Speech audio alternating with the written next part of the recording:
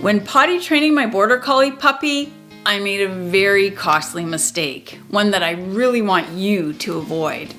Here are 5 straightforward steps to potty training that will keep your house and your dog mess-free. If you want success with potty training your pup, then don't skip any of the steps and watch right through to the end. Number 1, contain your puppy. Puppies have small bladders, and the younger your pup, the less they're able to hold it. Usually pups don't like to potty where they sleep, unless the space is large enough that they can sleep away from where they can potty. Crates are ideal for when your puppy can't be supervised. A crate used for potty training should be big enough for your dog to stand up and turn around in, but ideally not so huge that they can pee in one corner and sleep in another.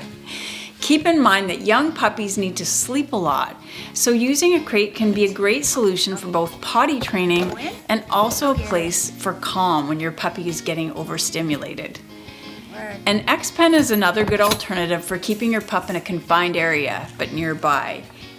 It's a good idea to make sure you have something waterproof protecting your floor though, since X-pens sometimes are large enough that a pup may still find an area where they feel comfortable peeing.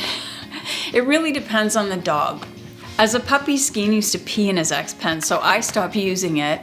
On the other hand, Raven kept his X-pen clean, but he did break baby teeth chewing on the bars. So I've found that using a plastic crate to be the most reliable for my own purposes. As your pup learns to hold their bladder, you can also designate a specific smaller space for your puppy, like for example, a smaller kitchen by using room dividers. For best results though, don't rush to using a larger space, especially when your pup is unsupervised. Number 2, be vigilant. Dogs will generally continue repeating whatever behaviors they get used to doing. So if your pup gets into a pattern of peeing in a specific place in the house, they will likely continue until or unless they get used to a new way of doing things. You can help them create good potty habits by getting your dog out frequently. Don't expect your pup to let you know that they have to go. Puppies just don't know how to tell you that they need to go. And in the beginning, they have absolutely no idea what we expect of them or where we think it's appropriate. So it's up to us to gently teach them. Dogs have to toilet when they first wake up from a nap, after eating, after play and physical activity, after drinking water, and sometimes just randomly. When my 6-month-old puppy Raven starts walking around, I just assume that he has to go.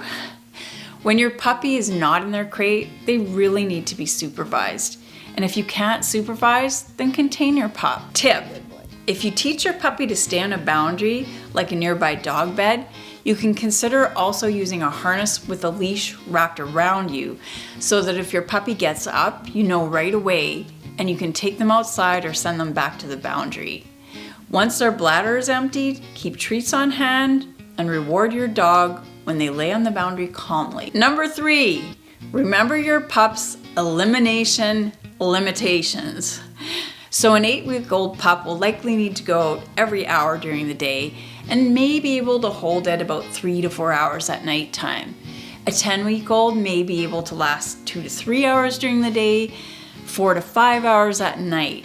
A 12-week-old might hold it 3 to 3.5 hours during the day or 5 to 6 hours at night. A 16-week-old pup may make it to 4 hours during the daytime and 6 to 7 hours at night.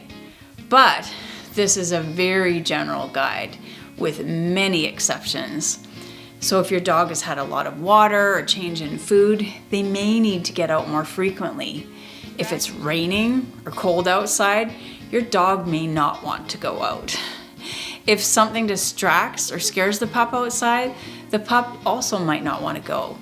If your puppy has a bladder infection, which actually happened to my Keegan, they will likely have more accidents and you will need to talk to your vet. Watch for cues. If your dog starts to move around or sniff or head to the door, then probably they have to go. Number 4, be businesslike about doing your dog's business. So when your dog needs to make a deposit, so to speak, then the focus needs to be on getting down to business and making those deposits. Puppies can be easily distracted or excited. Take your dog out with purpose. This is not the time to play or run around. Sniffing is fine though and to be expected. If your pup is walking around in a bit of a circle, then usually they're getting ready to go. Give them a bit of time, but keep the distractions minimal. So for example, if you have multiple dogs, they can sometimes distract each other during potty time. Don't let them. Take them out separately if you need to, or in separate areas. You can start to use a cue like get busy or hurry up. Be consistent with it and your pup will start to know what the outing is meant for. Also, use verbal praise when they do go, but don't be over the top about it. Remember, this outing had one purpose and you don't want to distract from that. Good boy. Years ago, I used to reward my dog Merlin for coming back in from a potty outing by giving him a cookie. So he definitely saw this as a good deal, and as a result, whenever he wanted a cookie, he would stand at the door. So I don't reward potty outings with food anymore, but verbal praise is still important and still helpful. And lastly, number 5, acknowledge the weak spots in your training. We all have them. Are there certain times of the day when you're more distracted, like when you're getting ready to leave the house or coming back in? Are there times when the phone rings, when you're in a conversation with someone, or you respond to a text and you're just not as aware of what your dog is doing? For me, some potty accidents have actually happened as I'm getting my shoes on, getting ready to take the dog outside, or I open a room door and I forget to close it afterwards. When I'm feeding my senior cat, I definitely can lose track of my pup, or if I'm going up or down the stairs. One thing that happened to me that I really would love for you to avoid is leaving a spare room door open, one that you don't use very often. So I must have left a spare room door open, and at some point getting ready to go upstairs, I'm pretty sure my dog Skeen slipped in and peed.